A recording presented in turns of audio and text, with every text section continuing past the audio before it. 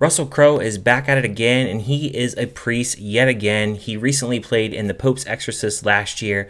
So how is this film compared to last year's The Pope's Exorcist? Well, I'll just say right away, and you guys already know in the thumbnail, this movie, it absolutely sucked.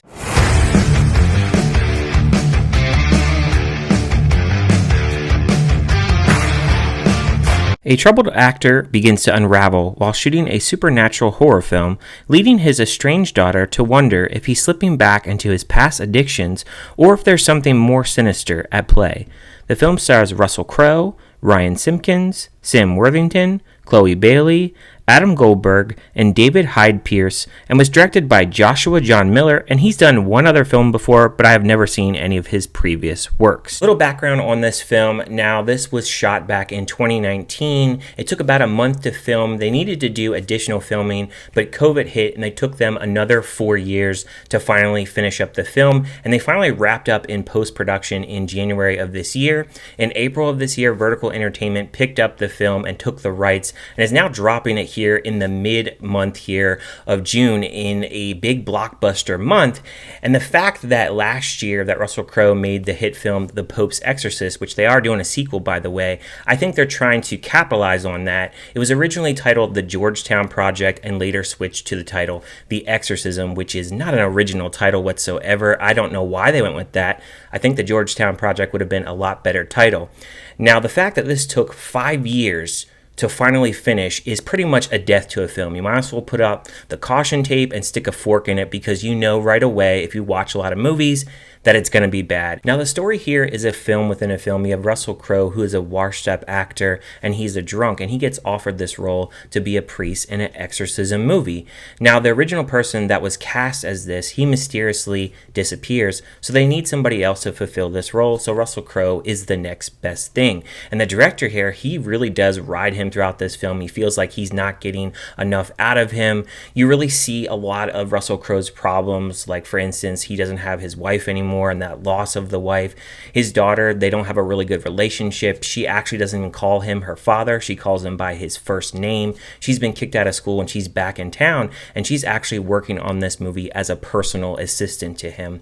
And a lot of things really go wrong in the set, and we see a lot of things that really happen with Russell Crowe. We learned that he was molested as a child, and we learned that he has a lot of different demons in his closet. He starts sleepwalking, he's cutting his wrist, and a lot of things are really happening that is really out of the ordinary. When certain things are happening in this film, I think the sound design is pretty good. They definitely shoot up that sound, and they use it to a full effect of jump scares. A lot of the jump scares in this film really do actually come from the sound itself. The characters here, a lot of them are really one-dimensional besides Russell Crowe's character, and a lot of the characters are really dumb as well, because there's a lot of things that are happening to Russell Crowe's character here, and it feels like a lot of them are just really ignoring it and don't really give him the help that he actually needs. You know, if you see somebody arching their back and becoming possessed, you know, you maybe want to try to get them some kind of medical help and see if they're okay. Scene transitions, they don't really add up, and there's very bizarre scenes. Like, for instance, there's this one scene where his daughter is actually making out with another girl that actually plays in the movie, and he says something really derogatory towards her, and then he ends up jumping out of a window, and you figure, you know, he's probably dead, right? You know, what happened to him? And we never really actually figure out what happened to him, and then he just comes back into the picture, and you're like, where was he at? Did he fly away? A lot of times they'll build up to scary moments in here, and they'll give us title cards like showing us shoot day 1 or shoot day 18, and it just really takes away from the scary parts of the film, because a lot of times something will be happening, you'll see like shadows or something, and then all of a sudden you'll hear a bang, and then that's supposed to be the jump scare, which really didn't work for me. Although there were a few times where, you know, I did jump a little bit, but it really isn't a scary movie. From an exorcism point of view of this film, it really is only about the last 15-20 minutes of the film, in which a lot of times to really get there's a lot of tropes that you've seen in exorcism movies, and I'm a big defender of exorcism movies. You know, I like movies like The Pope's Exorcist and Pray for the Devil, but this movie right here, it just didn't really work for me. Sam Worthington is also in this film, and I honestly thought he was pretty wasted. It was interesting that he really idolized Russell Crowe and how he really got into acting because of him. I did like seeing that on screen, but at the same time, he really didn't have a lot to do here. here, and I think it's kind of a waste of money to cast somebody in a role where you can just kind of get anybody to actually do that role and maybe save a little bit of the budget, because it definitely shows that, you have somebody here that, is a known actor, but I just felt like he really didn't have much really to really do in the film overall. The pacing itself, it is kind of slow. It takes maybe about 45 to 50 minutes for anything to really happen. A lot of it is really building up with Russell Crowe really deteriorating as a person and really going through the struggles that he really had. Some flashbacks of certain things that happened in his past, and then a lot of other things that have happened in his past that really come up to where he's really at as a person. This is a film that's completely cursed. Like, I like the idea of that, but I just felt like a lot of times when certain scenes would happen, it just felt like a lot of the reactions didn't seem like they were very normal, and it felt like it was very choppy in the editing. And I can definitely tell from a 5-year standpoint to make this film,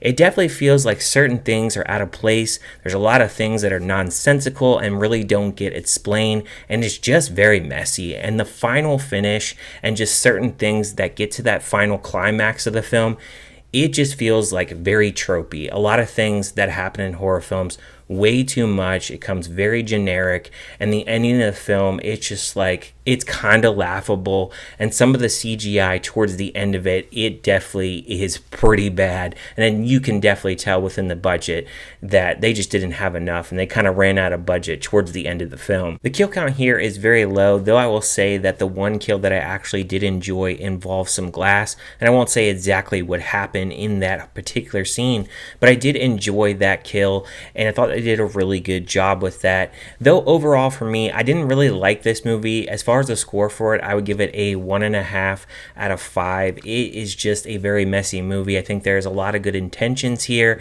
and I think that overall, like, the script of having a movie within a movie is very interesting. Russell Crowe's character, they did a pretty good job developing him, but other than that, it's just very choppy, very messy. You can definitely tell that there was a lot of problems getting this movie off the ground. I still enjoy exorcism movies, but this is one where I have to agree with the audience here. It's just not a good film, and it's not really worth your time. There's definitely other exorcism movies out there that you could be checking out that's definitely worth your time. What did you guys think about The Exorcism? Did you like it? Did you hate it? Did you just think it was kind of meh? And if you haven't checked it out, are you going to check it out in a theater? Are you going to check it out on streaming or VOD? Or are you going to skip it altogether? Thank you guys for watching as always, and I will see you guys next time.